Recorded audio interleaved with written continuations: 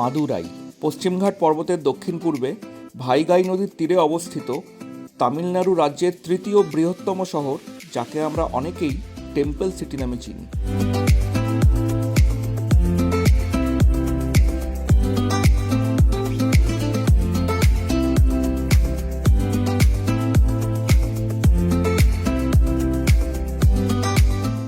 আজ আপনাদের সঙ্গে নিয়ে আমি ঘুরব গুগল সিইও সুন্দর পিচাইয়ের এই শহরে। নিয়ে যাব আপনাদের মীনাক্ষী মন্দিরের অন্দরমহলে, আর সঙ্গে থাকবে আরও অনেক কিছু।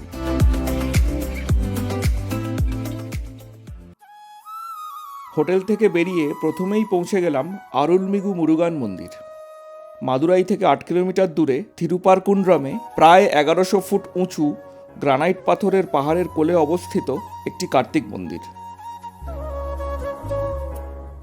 প্রসঙ্গত বলে রাখি, ভগবান কার্তিককে কিন্তু দক্ষিণ ভারতীয়রা মুরুগান বলে সম্বোধন করেন। ষষ্ঠ শতকে পাণ্ড্য রাজাদের দ্বারা নির্মিত এই মন্দিরকে কার্তিকের 6টি বাসস্থানের একটি বলে বিবেচনা করা হয়।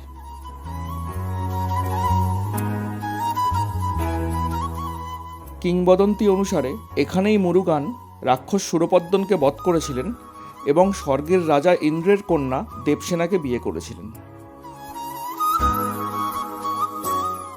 এছাড়াও জানা যায় যে মুরুগান এখানে তার পিতা শিবকে পারিঙ্গিরি নাথ রূপে পূজা করেছিলেন।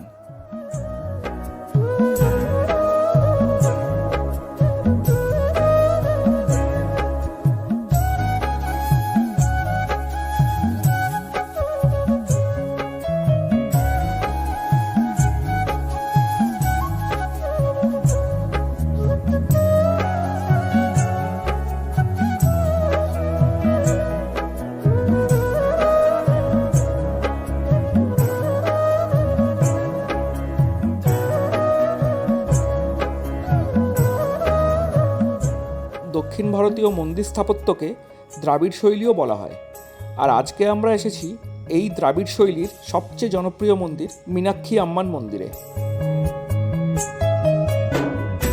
প্রায় 1200 শতাব্দীতে দক্ষিণ ভারতের পাণ্ড্য রাজবংশের আমলে শুরু এবং সম্পন্ন হয় এই মন্দির নির্মাণ।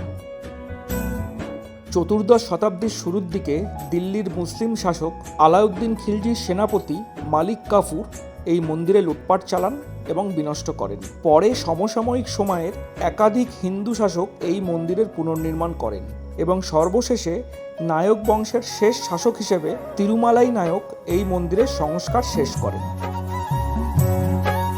পুরাণ মতে পাণ্ড্য বংশের রাজা মলয়ধ্বজ পাণ্ড্য এবং তার স্ত্রী কাঞ্চনমৈলী পুত্রলাভ কামনায় একটি যজ্ঞ আয়োজন করেন, কিন্তু ফলস্বরূপ তিনি এক ত্রিস্তন সম্পন্না কন্যা লাভ করেন। এই সময় শিব প্রকট হন এবং বলেন যে কন্যা তার হবু স্বামীর সাক্ষাৎ পেলে নিজে থেকেই তৃতীয় স্তন খসে পড়বে। প্রাপ্তবয়স্ক হওয়ার পর তিনি ভগবান শিবের সাক্ষাৎ পান এবং তার তৃতীয় স্তন খসে পড়ে এবং তার মীনাক্ষী রূপের প্রকাশ পায়। বিশ্বাস করা হয় যে দেবী মীনাক্ষী এবং ভগবান শিবের বিবাহ অনুষ্ঠান সম্পন্ন হয়েছিল এইখানেই। শিব এখানে নটরাজ মূর্তিতে সুন্দরেশ্বর নামে পরিচিত। তামিল পুরাণ মতে শৈব ধারার 68টি শিব তীর্থস্থানের মধ্যে যে 4টি মহাশৈব স্থল আছে তার মধ্যে মাদুরাই একটি, আর বাকি 3টি হল কাশী বিশ্বনাথ, চিদম্বরম নটরাজ এবং কালহস্তেশ্বর। প্রচুর ভিড় হয় এই মন্দিরে, তবে ভিড় এড়াতে আছে ভিআইপি লাইনের ব্যবস্থা, যেখানে 100 বা 200 টাকা পার হেড টিকিট কেটে চটজলদি করে নিতে পারবেন দর্শন। মন্দিরে আছে প্রধান 4টে গেট, ইস্ট, ওয়েস্ট, নর্থ এবং সাউথ। তবে সাউথ এবং নর্থ গেট দিয়ে এন্ট্রি নেওয়াই সবচেয়ে সুবিধাজনক। মন্দিরে মহিলাদের ক্ষেত্রে শুধুমাত্র ইন্ডিয়ান ড্রেসই অ্যালাউ, কোনো জিন্স টপ ওয়েস্টার্ন পরে কিন্তু মন্দিরে এন্ট্রি নেওয়া যাবে না।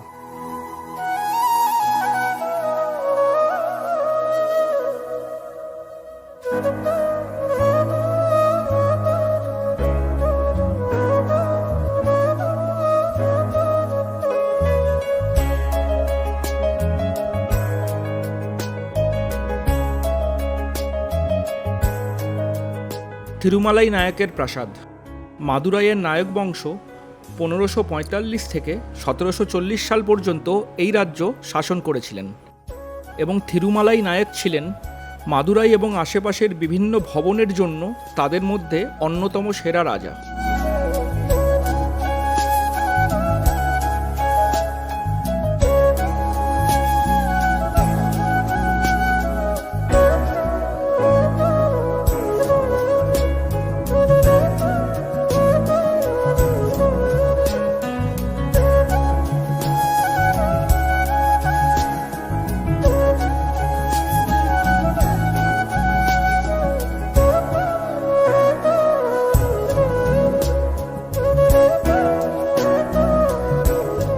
চারশো বছরের ব্যবধানে ভবনগুলির অনেক অংশ যুদ্ধের ধ্বংসাত্মক প্রভাবের শিকার হয়েছে।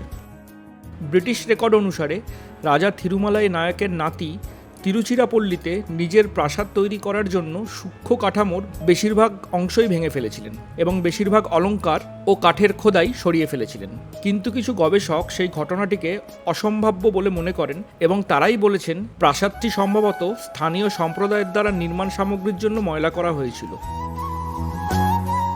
আজ আমরা থিরুমালাই নায়কের প্রাসাদে যেটা দেখতে পাই সেটা হলো প্রধান প্রবেশদ্বার, প্রধান হল এবং নৃত্য হল।